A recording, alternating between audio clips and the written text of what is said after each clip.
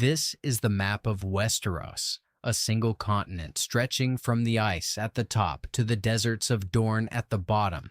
And here, on this small volcanic island in Blackwater Bay, sits Dragonstone, the ancient seat of House Targaryen, the family of dragon lords who conquered this entire land and whose civil war, the Dance of the Dragons, is about to tear the map you are looking at completely apart.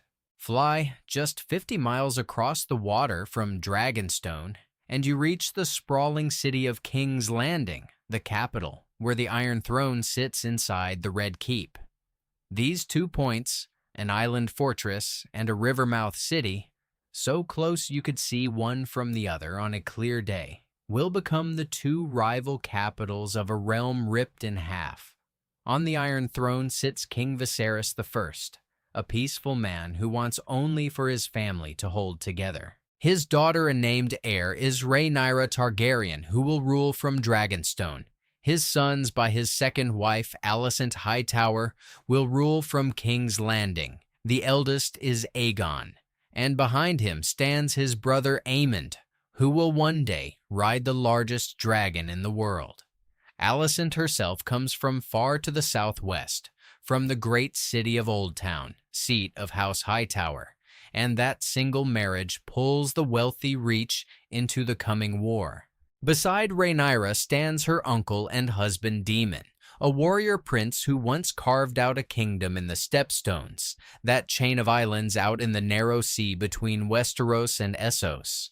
And anchoring the whole black cause is another island beside Dragonstone, Driftmark, home of House Valerian and Corlys the Sea Snake, who commands the largest fleet in the world. To understand how one family, one island, and one throne set every kingdom on this map at war, we have to travel it from the beginning.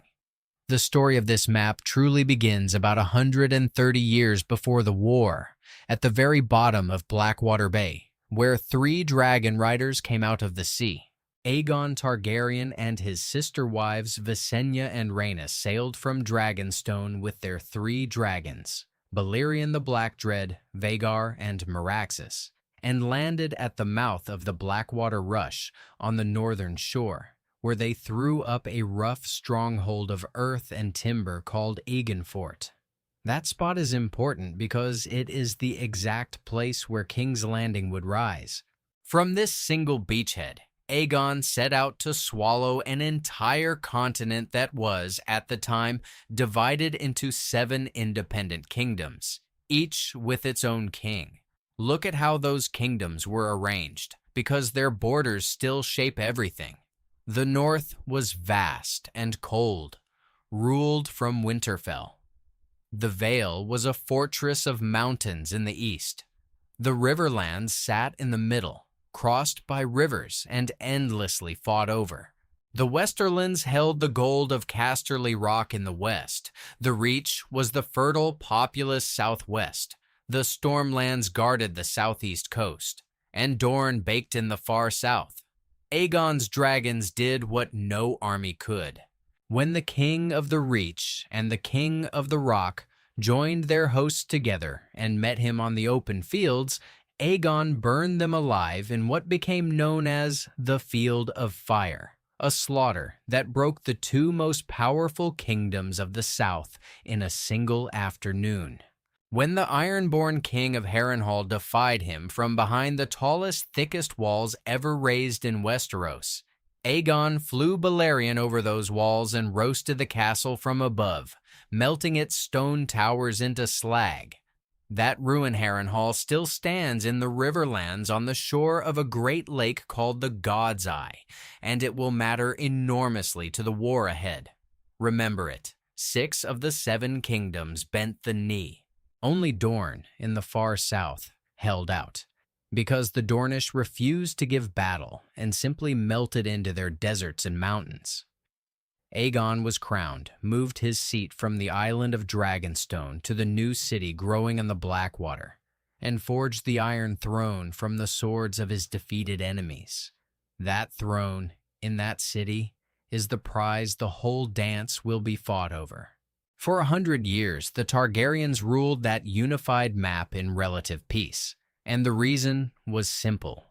Nobody could fight a dragon and win, but dragons pass their power down through blood and marriage, not law, and a realm held together by dragons had never truly settled the question of who inherits when a king dies. That question comes to a head at Harrenhal, that same burned castle by the God's Eye, in the year 101, at a gathering called the Great Council. The old king, Jaehaerys, had outlived his heirs, and the lords of Westeros were summoned from every corner of the map to choose between two claimants. One was Rhaenys, a woman, granddaughter of the king through his eldest son. The other was Viserys, a man, grandson through a younger son. The lords chose the man. They passed over Rhaenys, who would forever be called the queen who never was, and they set a precedent that would poison everything to come. When in doubt, the realm prefers a male heir. Keep that decision in mind because it was made in the Riverlands, and it is the legal crack that the war will later be driven through like a wedge. So Viserys I takes the Iron Throne in King's Landing, and here the personal story that splits the map really begins. Viserys had a daughter, Rhaenyra, whom he adored. When his first wife Aemma died in childbirth in the Red Keep, a grieving Viserys did something no king had done before. He named his daughter his heir, and he made the great lords of Westeros come to King's Landing and kneel and swear their swords to her. Lords from Winterfell in the north, from the Eyrie in the Vale, from Casterly Rock in the west, all bent the knee to a girl. And for a while, that seemed settled. But then Viserys remarried, and his choice reached all the way across the map to the Reach. He wed Alicent Hightower, daughter of his own hand, Otto Hightower, and the Hightowers come from Oldtown, the second greatest city in Westeros, far down in the southwest at the mouth of the Honeywine. Oldtown is the home of the Citadel, where the Maesters are trained, and the Starry Sept, the old heart of the faith. It is old, rich, and proud, and now its daughter is queen. Alicent gave Viserys sons, first Aegon, then Aemond, then Daeron, and there it is, the fault line running straight through the Red Keep itself. Under one roof in King's Landing, now live two families with two claims. Rhaenyra, the sworn heir, and behind her, the daughter's line. Alicent and her boys, who by the old preference for sons believe the throne should be theirs. For years, these two camps circle each other inside the same castle, and the court quietly divides. Those who back Rhaenyra come to be called the Blacks, after the colors she wore to a feast. Those who back Alicent's son Aegon are called the Greens. The whole coming war is already sitting there, dormant, inside the walls of one city on the map. The only thing holding it in place is Viserys himself, an aging, sick king who refuses to choose between the people he loves. While that tension builds in the capital, the man who will become the war's most dangerous dragon rider is off making his name at the far edge of the map. Rhaenyra's uncle, Daemon Targaryen, is a restless, violent prince who feels the crown has given him nothing. So he takes his dragon, Caraxes, and he sails out to the Stepstones, that scatter of rocky islands in the narrow sea between the southern tip of Westeros and the coast of Essos. The Stepstones are a pirate's paradise and a merchant's nightmare, because every ship sailing between the eastern continent and Westeros has to thread through them. A slaving alliance of free cities called the Triarchy had seized the islands and was preying on shipping, led by a warlord known as the Crab Feeder. Daemon, joined by the sea snake Corlys Velaryon and his fleet from Driftmark, went to war for those islands.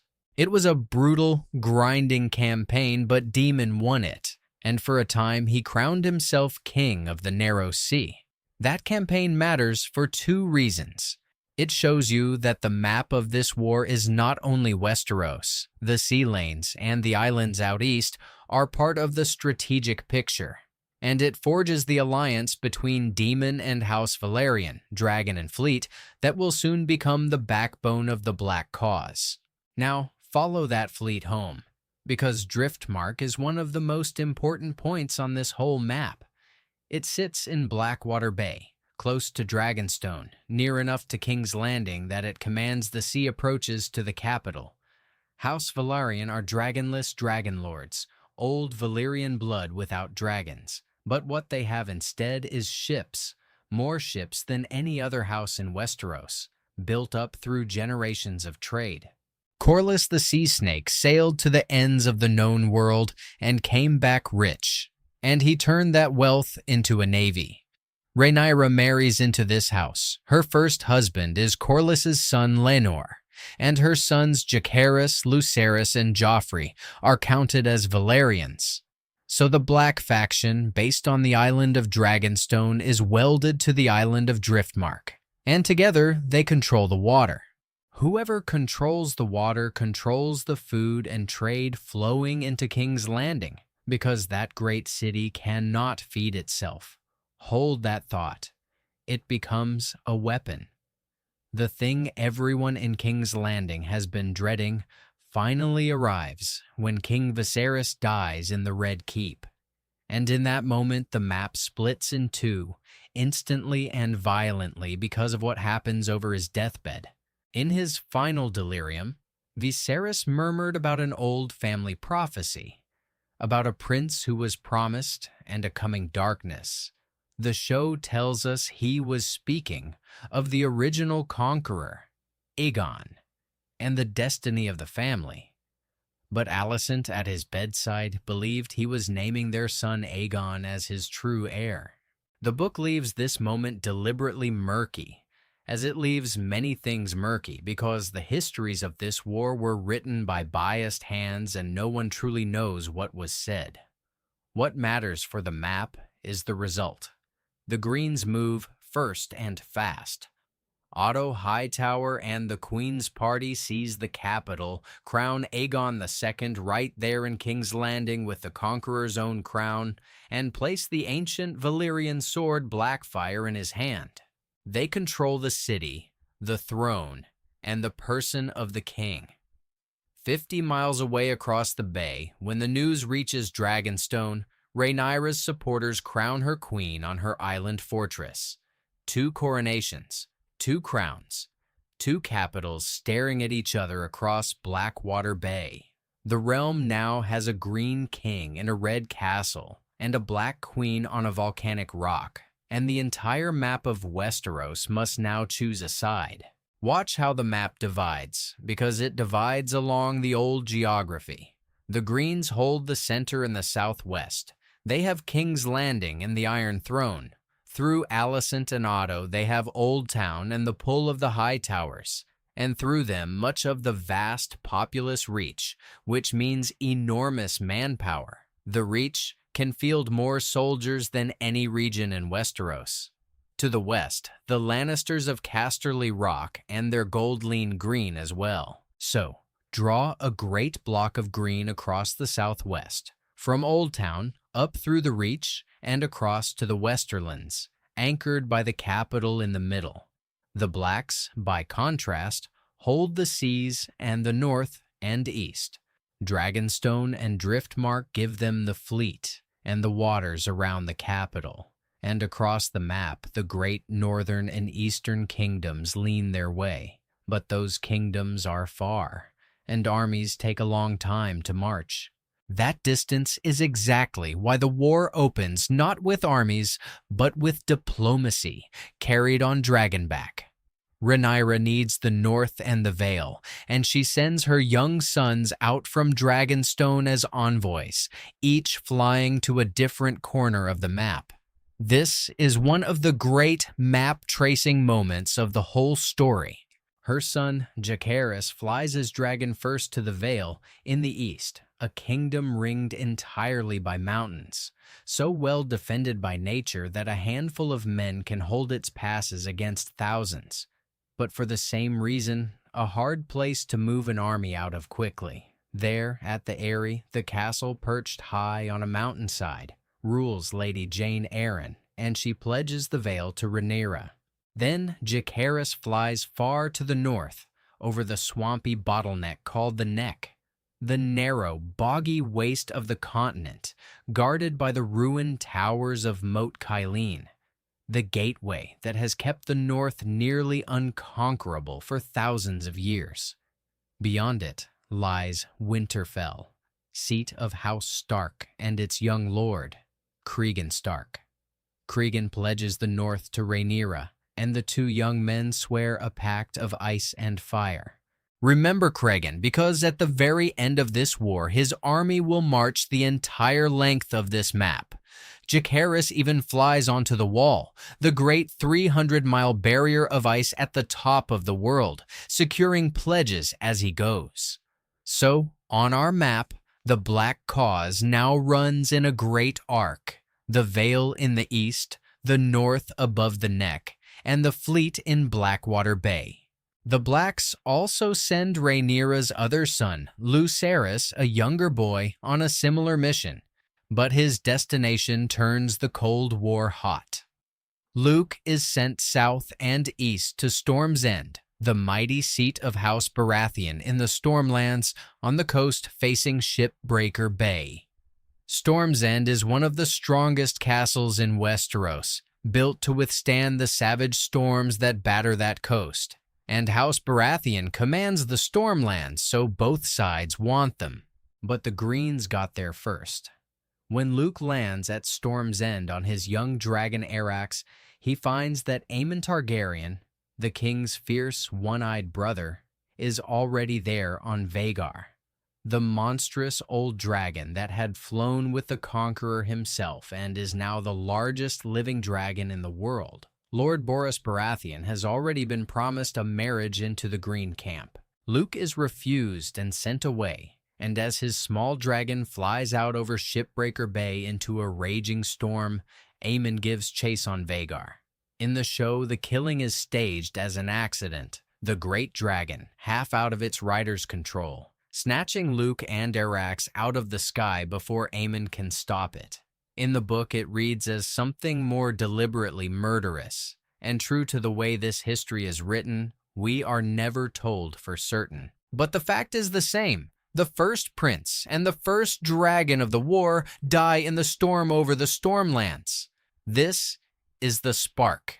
A cold division of the map becomes an open war of fire. The retaliation happens back in the heart of the map, inside King's Landing itself. And it shows that this war will spare no one. Grieving and enraged, Daemon sends two killers into the Red Keep, remembered as Blood and Cheese, to take a life for a life. In the dead of night, inside the royal apartments of the greatest castle in the realm, they murder one of King Aegon's own young sons. The war is now personal and merciless on both sides, and it has drawn blood in both capitals. A prince of the Blacks dead over Shipbreaker Bay, a prince of the Greens dead in King's Landing.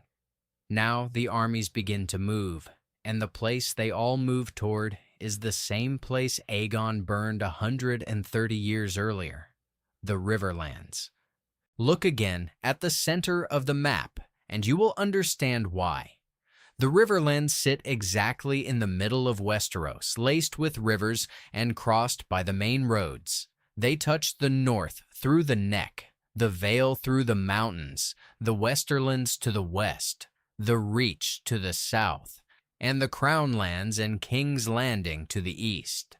Any army marching from one side of the continent to the other has to pass through here. And squatting in the middle of it all is Harrenhal, that colossal ruined castle on the shore of the God's Eye. Daemon flies to Harrenhal on Caraxes and takes it almost without a fight. Its garrison melts away, and from that vast, gloomy stronghold, he begins to rally the Riverlords to Rhaenyra's cause. The Riverlands are a patchwork of feuding houses, and old rivalries decide their loyalties as much as the crown does.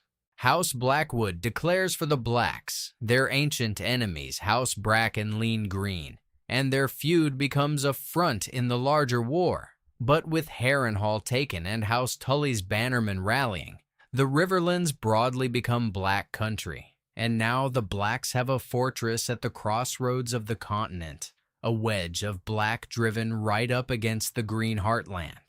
The Greens can see the same map, and they understand that they cannot win the war from behind the walls of King's Landing. Their strength is in the Reach and the Westerlands, but that strength has to be marched to the fight, and to do that they need to break the dragon problem. Because early in the war, the Blacks have more dragons and more riders than the Greens. So the Greens gamble on a plan to kill a Black dragon and cripple Black leadership, and they spring the trap at a small castle called Rook's Rest, on the Crownlands coast near a rugged peninsula called Crackclaw Point. This is the first true dragon battle of the war, and it is worth watching closely because of how it shifts the balance of power. The Greens send King Aegon II himself on his beautiful golden dragon Sunfire, along with Sir Criston Cole and an army to bait a fight. When the elderly warrior Queen Rhaenys Targaryen, the same woman passed over at the Great Council decades before, the queen who never was, flies to the rescue on her red dragon Meleys. She flies straight into an ambush because Aemond has been hiding nearby with the enormous Vhagar.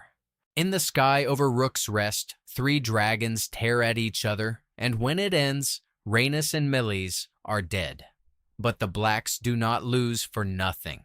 Sunfire is savaged, and King Aegon is so badly burned that he is carried from the field a broken man, hidden away for months while his brother Aemond effectively rules in his place. A single battle at a small coastal castle has just removed a queen, a king, and 2 dragons from the board. With Aemond now in command at King's Landing and the war grinding on, the fighting spreads out across the whole map at once, and this is where a map really helps you hold the war in your head, because things are happening in the west, the center, and the south all at the same time. In the west, the war reaches the Westerlands. In the center, armies converge on the Riverlands again. And this is where the Blacks make a move that would change the nature of dragons forever. The Blacks hold Dragonstone, and inside the smoking mountain of Dragonstone, the Dragonmont, live several wild riderless dragons, including Vermithor, one of the oldest and largest dragons alive, and Silverwing. Dragons that huge with no riders are wasted power. So, Rhaenyra's people do something desperate and unprecedented. They call for anyone with even a drop of Targaryen blood, the bastards and unacknowledged descendants scattered around Dragonstone and beyond, called dragon seeds, to come and try to claim these wild dragons. This is remembered as the sowing of the seeds. Many who try are burned alive, but a few succeed. Common-born men and women suddenly become dragon riders. 2 of them, Hugh Hammer and Ulf White, claim great dragons. Another, a mysterious young woman called Nettles, tames the wild dragon Sheepstealer. And there is a lasting question, never answered in the histories, about who she really is and whether she carried hidden dragon blood. The Blacks have just multiplied their air power, but they have done it by handing terrifying weapons to people with no loyalty to anyone, and that gamble will come back to haunt them. Meanwhile, the sea becomes a battlefield, and here the Valyrian fleet pays off. Corlys the Sea Snake throws his ships across the gullet, the sea passage leading into Blackwater Bay from the south, and blockades it.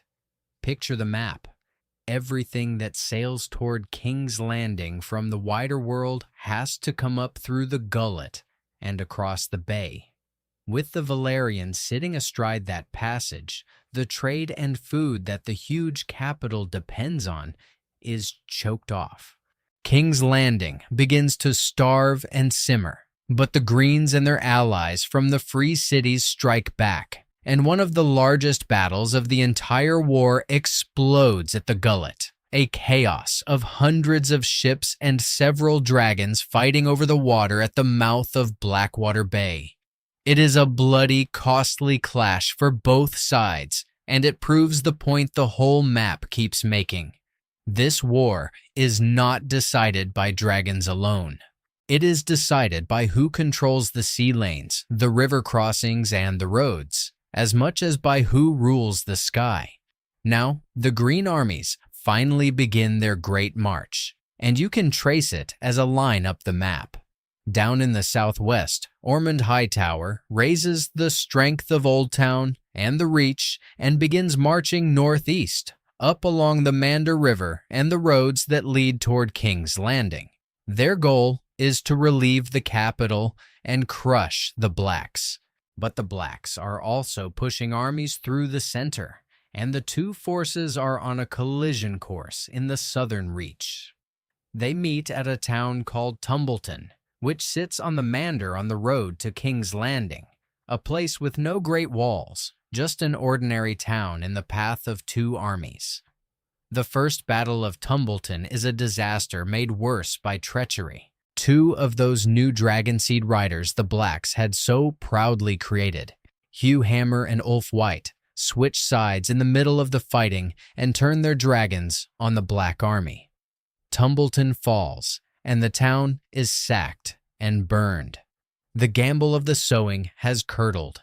The Blacks armed two commoners with dragons, and those two just changed the course of the war by betraying them. At the same time, in the center of the map, another set of armies is grinding toward each other in the Riverlands, and they meet by the shore of a lake in a battle so bloody it is remembered as the Fish Feed, or the Battle by the Lakeshore. Three armies converge on one spot, a Lannister host from the west, and Black forces from the north and the river country, and they slaughter each other by the water until the lake is choked with the dead. There are no dragons here. It is pure, brutal ground war, and it bleeds the Westerlands and the Riverlands white. Look at the map during this middle stretch of the war, and you see the whole continent on fire at once. A naval battle in the Gullet in the east, a butchery by a lakeshore in the center, a town burning on the Mander in the south. This is the height of the dance, and every theater is anchored to a specific place on the map. Out of all this chaos, the Blacks see their opening at the ultimate prize. With King Aegon still missing and horribly burned, with the Greens weakened and their leadership scattered, Rhaenyra makes her move on the center of the map. She flies her dragon Syrax from Dragonstone across Blackwater Bay to King's Landing, and the city, starving from the blockade, frightened of her dragon, abandoned by many of its green defenders, opens its gates. Rhaenyra walks into the Red Keep and sits at last upon the Iron Throne. For a moment, it looks like the war is won. She holds the capital, the throne, the symbol of everything. But here, the map teaches its hardest lesson, and it is the central lesson of the whole story. Holding the center is not the same as holding the realm. Rhaenyra controls the city, but not the vast green hinterland around it, not the Reach, not the Westerlands, not the roads bringing enemy armies ever closer. And to fund her war and feed her cause, she taxes the people of King's Landing harshly at the very moment they are hungry and afraid. The city that welcomed her begins to hate her. She is queen of a throne in a city turning against her, surrounded by a map that is still mostly hostile. While Rhaenyra sits uneasily on the throne, the two most terrible dragon riders left in the war are drawn back to the place where the whole map pivots, the Riverlands, and the Great Lake at its center, the God's Eye. Aemond, riding Vhagar, has been burning his way through the Riverlands, torching the lands of the houses loyal to Rhaenyra, trying to punish the region that turned black. And Daemon, on Caraxes, has been holding Harrenhal on the lake's shore, waiting for him. The two men are the deadliest warriors and finest dragon riders of their generation, mounted on two of the greatest dragons ever to live, Vhagar, the ancient monster of the Conquest, and Caraxes, Daemon's lean red beast. They finally meet in the sky above Harrenhal and the God's Eye, that vast lake with the mysterious Isle of Faces at its heart, and they fall on each other in single combat above the water. It is the most famous single duel of the whole war, and it ends with both dragons and both riders destroyed, plunging together into the depths of the lake. In one stroke, the two greatest dragon riders of the age are gone, and two of the mightiest dragons in the world are dead. After the God's Eye, the age of dragon supremacy is effectively broken. There are simply not many great dragons or great riders left. Back in the capital, the ground gives way beneath Rhaenyra completely, and it is the city's own geography and its own people that undo her. King's Landing was built across three great hills. The Red Keep stands on Aegon's high hill, the Great Sept on Visenya's hill, and on Rhaenys's hill stands the Dragon Pit, an enormous domed structure built to house the royal dragons. As the war grinds on and famine and fear grip the city, a doom-preaching movement whips the small folk into a frenzy, and they turn on the very things that had ruled over them for a century: the dragons. A mob storms the Dragon Pit on Rhaenys's hill. It is a horrifying scene. Thousands of ordinary people armed with whatever they can find, throwing themselves against caged dragons in an enclosed space. The dragons kill people by the hundreds, but the people keep coming, and by the end, several of the last dragons in the world lie dead inside their own pit. The storming of the Dragon Pit is the moment the small folk of the capital destroy the dynasty's greatest weapon with their bare hands. Rhaenyra's grip on King's Landing shatters, and she flees the city she had just conquered. Where does she flee? Back to the beginning. Back to the island where the whole story started. Dragonstone. But the map has one last cruelty waiting for her there. Unknown to almost everyone, the broken King Aegon II, still nursing the burns from Rook's Rest, has secretly made his way to Dragonstone ahead of her, and he has seized her own island fortress. When Rhaenyra lands on Dragonstone expecting refuge, she is taken prisoner by her half-brother, and there, on the volcanic rock where the Targaryens first made their home in Westeros, Aegon has her fed to his own scarred dragon, Sunfire, before the eyes of her young son. The queen who had held the Iron Throne for half a year dies at the place her family's story began. Trace her whole arc across the map, and it is a circle, crowned on Dragonstone, triumphant in King's Landing, destroyed back on Dragonstone. But killing Rhaenyra does not win the war for Aegon II, because the map has already turned against him too. Her cause does not die with her.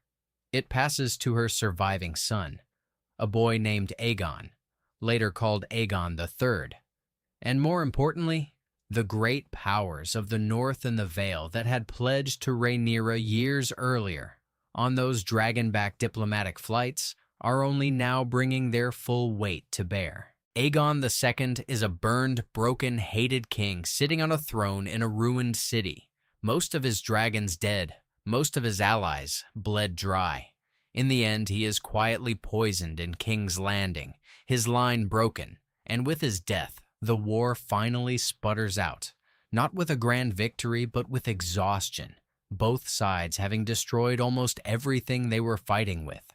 And now, at last, comes the march that ties the entire map together, the one that shows you the true scale of Westeros.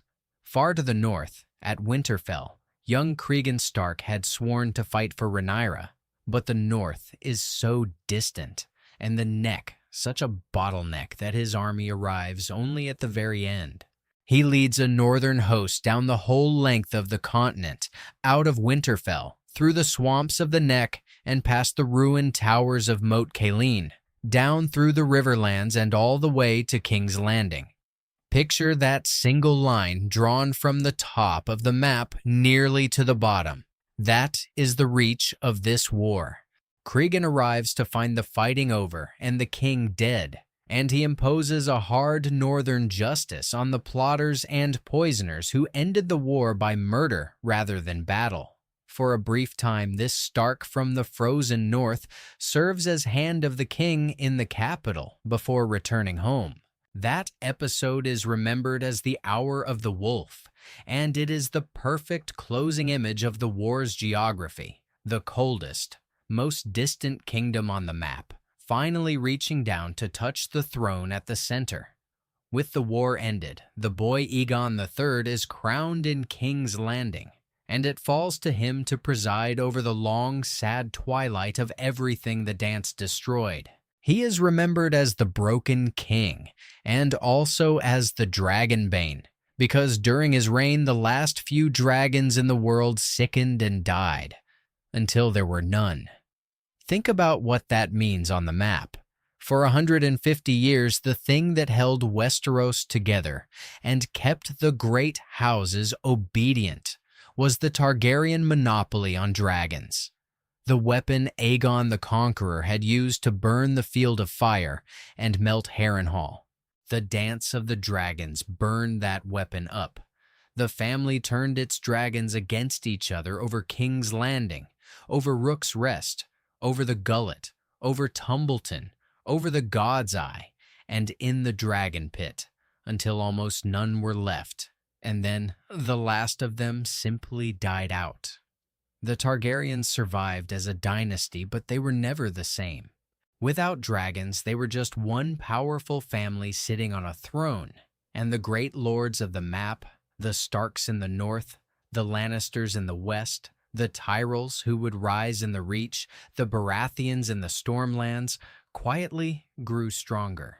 The whole long decline that leads a century and a half later to the fall of the Targaryens and the events of the wider saga begins here, with dragons killing dragons over the geography of Westeros. One last thing worth remembering before we leave this map is that the history you have just followed comes to us through unreliable hands. The Chronicle of the Dance was written down long after by biased in-universe historians, a court fool, a septon, a maester, who often disagreed, and the show that dramatizes it makes firm choices where the book leaves shadows. Whether Luke's death over Shipbreaker Bay was an accident or murder, exactly what Viserys whispered on his deathbed in the Red Keep, who Nettles the Dragonseed truly was, and what became of her. These are things the record deliberately leaves uncertain. That uncertainty is part of the story, but the geography is not uncertain. The islands, the bay, the lake, the mountains, the river crossings, the roads, the 3 hills of the capital, those are fixed, and the war moved across them in ways we can trace exactly. So let us fly back over the whole map one final time and see how it all connects. It begins on an island, Dragonstone, where 3 dragon riders once launched a conquest, landing at the mouth of the Blackwater to found King's Landing and forge the Iron Throne. It is decided at a great council in the ruins of Harrenhal, where the realm chose sons over daughters and cracked the succession. It splits inside the Red Keep when a king's death sends the Greens to crown Aegon in King's Landing, and the Blacks to crown Rhaenyra on Dragonstone, 2 capitals 50 miles apart. It draws in the whole continent, the Vale and the North, pledged in the east and the far north. The Reach and the Westerlands rallied in the south and west. The Riverlands turned into the bleeding crossroads in the middle. It ignites over Shipbreaker Bay when Luke dies, and it burns everywhere at once. A fleet strangling the capital at the gullet, dragons dying at Rook's Rest, armies drowning by the lakeshore, a town sacked at Tumbleton on the road up the Mander, the two greatest riders killing each other over the God's Eye. It climbs to the Iron Throne with Rhaenyra and then collapses when the city's own people storm the Dragon Pit on Rhaenys' Hill. It circles back to Dragonstone for her death, and it ends only when a wolf from Winterfell marches the length of the continent to impose the peace. Every crown, every betrayal, every death has an address on this map. That is the whole point. The Dance of the Dragons was not a war for an idea. It was a war for places, for a throne in a city, for an island in a bay, for a fortress on a lake, for the roads and rivers and sea lanes that bind the seven kingdoms together. The politics flowed from the geography, the wars flowed from the politics, and the wars reshaped the map until the dragons that had drawn all those borders in fire were gone from it forever. Follow the movements across this land, the flights, the fleets, the marches, and the whole history falls into place. The map is the story itself. And once you understand the map, you understand Westeros.